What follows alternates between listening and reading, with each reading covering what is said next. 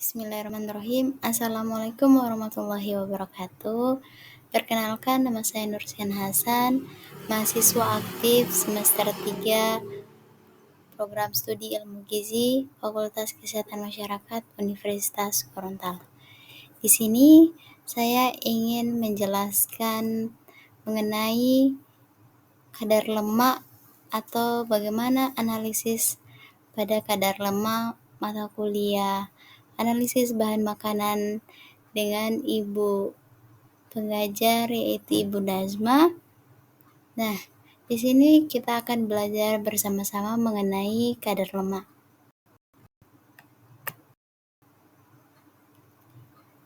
Kadar lemak atau asam lemak merupakan komponen penting dalam struktur dan fungsi sel tubuh.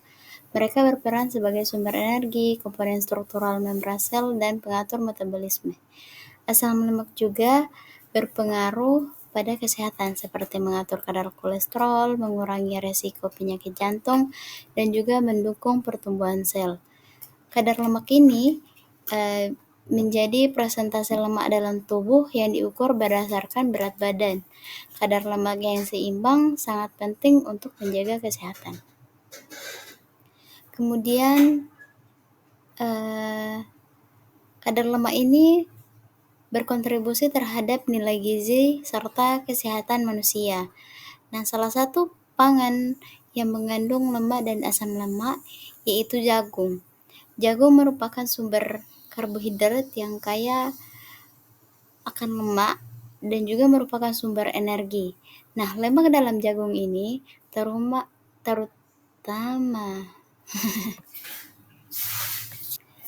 lemak dalam jagung, terutama asam lemak yang tak jenuh, dapat memberikan manfaat kesehatan seperti mengurangi risiko penyakit jantung. Analisis lemak pada jagung juga dapat membantu memahami komposisi nutrisinya, termasuk kadar lemak, asam lemak, jenuh dan tak jenuh yang penting untuk diet kita.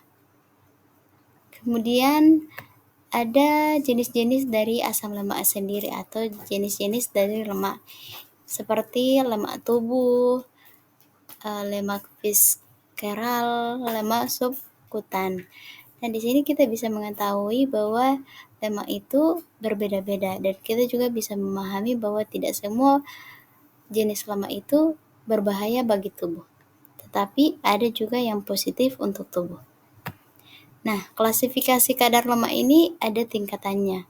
Contoh dari yang terendah yaitu kurang 10% pada pria dan kurang lebih 16% pada wanita.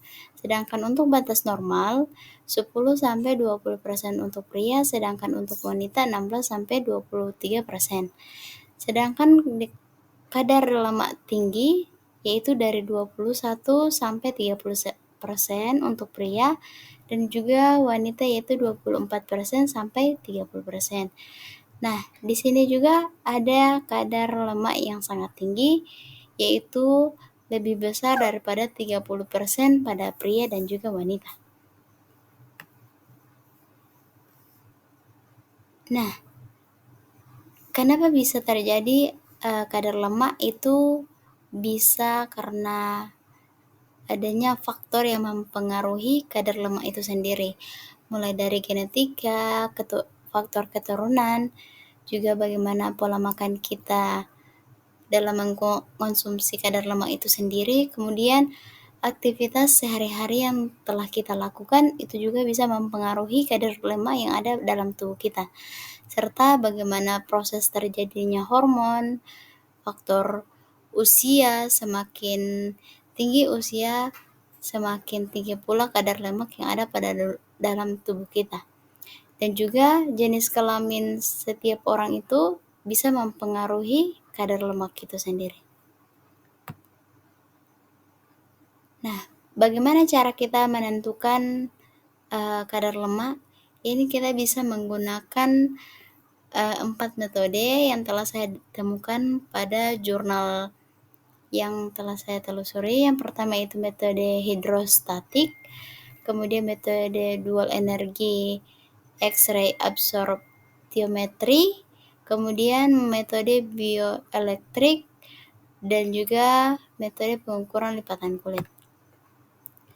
Nah, adapun metode seperti metode analisis kuantitatif itu bisa kita lakukan untuk menentukan bagaimana konsentrasi asam lemak dalam minyak ikan patin, dan juga bagaimana rata-rata kadar minyak dalam ikan patin, kadar omega 3, bilangan asam, KOH-nya, dan juga bilangan peroksidasi. Nah, di sini kita mendapatkan hasil bahwasanya ikan pati dapat dijadikan sebagai sumber alternatif omega 3 yang baik untuk kesehatan. Penelitian ini juga menekankan pentingnya karakterisasi minyak ikan patin untuk memahami potensi nutrisi dan aplikasi dalam pola makan kita dalam kehidupan sehari-hari. Nah, untuk analisis kualitatifnya, lemak dalam tubuh ini kita bisa mencari dalam proses memisahkan antara lemak tubuh, lemak visceral, dan juga lemak subkutan, agar kita bisa mengetahui sampai mana lemak dalam tubuh kita ini ada atau hadir di dalam tubuh kita. Nah, di samping itu juga kadar lemak ini mempunyai dampak yang tidak baik atau negatif seperti obesitas, penyakit jantung, diabetes, kanker, gangguan reproduksi, dan juga osteoporosis atau penyakit tulang. Nah, kesimpulan dari materi kadar lemak ini bahwasanya kadar lemak ini yang seimbang sangat penting untuk menjaga kesehatan, karena kadar lemak yang tidak seimbang dapat menyebabkan berbagai penyakit seperti obesitas, penyakit jantung, diabetes, kanker, gangguan reproduksi, dan juga osteoporosis. Oleh karena itu, penting untuk memantau dan juga mengatur kadar lemak tubuh melalui pola makan seimbang, aktivitas fisik teratur, menghindari alkohol dan rokok, serta mengolah stres. Nah, untuk mengukur kadar lemak dapat dilakukan melalui beberapa metode seperti metode hidrostatik, DXI, BEI, dan juga pengukuran lipatan kulit.